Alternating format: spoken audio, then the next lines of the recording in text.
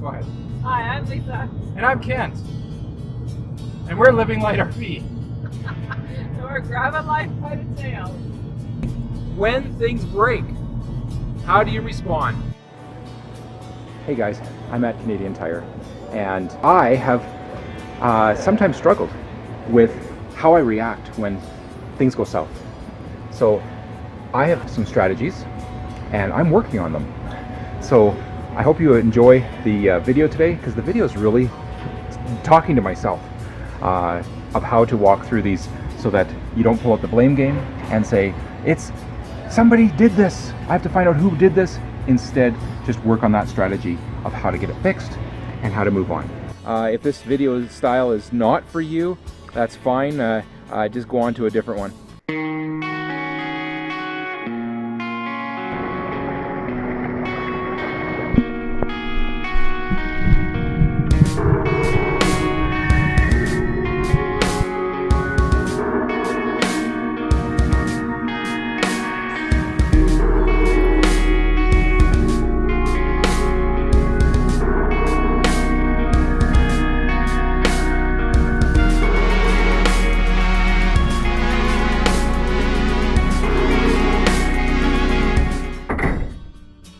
Things are going to break. As I said, all things work towards chaos, and so the days that everything's working great, that's a blessing. That's a good day. When things do break and you're frustrated because you know your plans are not going to happen the way you wanted to, make sure you take a moment, take a breath, don't freak out, Don't panic. don't get unglued over it, and learn at that moment how to communicate. Because you have to tell all the people that are involved it's going to be different, and they're not ready to hear it. So Sometimes you yourself aren't ready to hear it. oh, you're not ready to hear it yet either. Yeah. When things break, what's the process you go through in order to get those things back in order? Number one, when something breaks, I want to make sure that the environment is safe, and that's my first step. So if it's a flat tire on a truck, Safety first safety first and second. and second. That's right, always that way. A problem can get out of hand and get much bigger if you don't assess the safety hazard of the situation. So number two, I also need to get to grips with one thing. My plans have changed. So I need to be ready to roll with it. Number three, I want to find out and get to the bottom of what the problem is so I know how to fix it.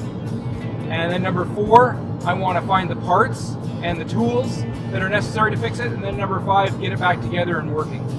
That's the steps I go through, and I'm going to dig a little deeper into that. Step number three, assessing the problem.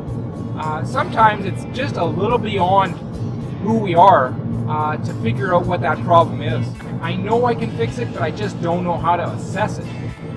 So there's some ways that you can do that. You can actually make a phone call to somebody in Craigslist or Kijiji that says they are a journeyman mechanic, 29 years experience, and ask them their opinion, or even have them come out and visit you for an hour. Ask them a price to do that and come and assess your situation. Or get online with the blogs and figure out from some technicians to get some extra advice.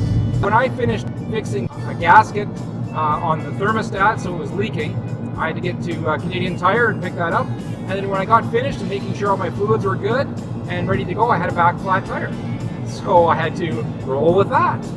Lisa, we're going to be a little longer. We're still going to make it happen, but we're going to be a little longer. Plans have changed a little bit.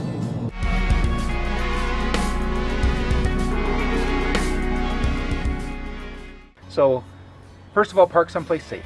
Have an air compressor with you. Find out where the hole is, and also make sure the hole isn't, rotate your tire so it's not down here or somewhere where you can't get access to it. Here I can get access to it. So what I did is I pulled out the nail, I inserted the tool that makes it abrasive on the inside so that it will hold the plug in place, and also make it big enough so I can put the plug in. So once I've done that, only turn it one direction and up and down. Don't turn it both directions. The plug will work its way out. Next, people will say you shouldn't use a plug. Well, I disagree. If it helps you get to the garage, or if it helps you get through the season, whichever it does, I think it's great. The plug will not last for season upon season upon season. It'll work its way out, and then you'll lose your air. So after that season, when you pull that out, take it to the tire shop and get it done properly. So here we go.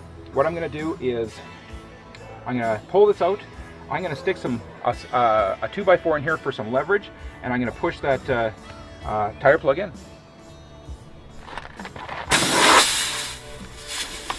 All right, that's where we want it.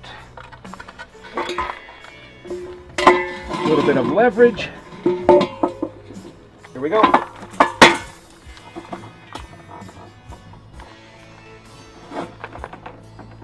And the plug is in. So then I pull it out, and the rest is history.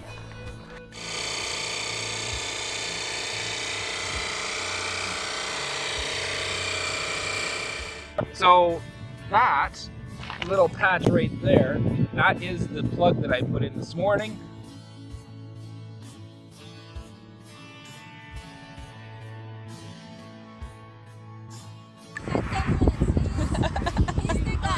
He's fast. He's fast. Bye-bye. I'm not sure which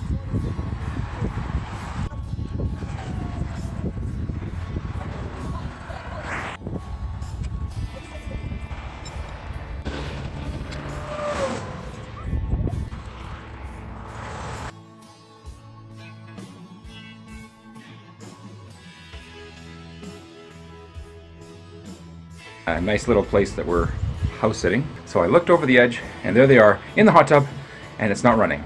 And they're like, we don't know why it just stopped running. And I'm like, okay, all right, we have to figure this out. It's not my house, it's not my hot tub. Let me think, what am I gonna do? So if you're gonna troubleshoot, make sure you have a tool bag that has a few things in it that might help you troubleshoot wherever you are. So I just happen to have a multimeter and a few other tools, so I'm like, okay, I can figure out something here. First of all, I checked the breaker. Breaker's on. All right. So I looked at the control board, it's blank. Okay, so I shut off the breaker.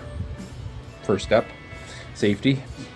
I put my voltmeter to resistance, and I checked fuse 1, fine, checked fuse 2, and fuse 3 happens to be, if you can see it,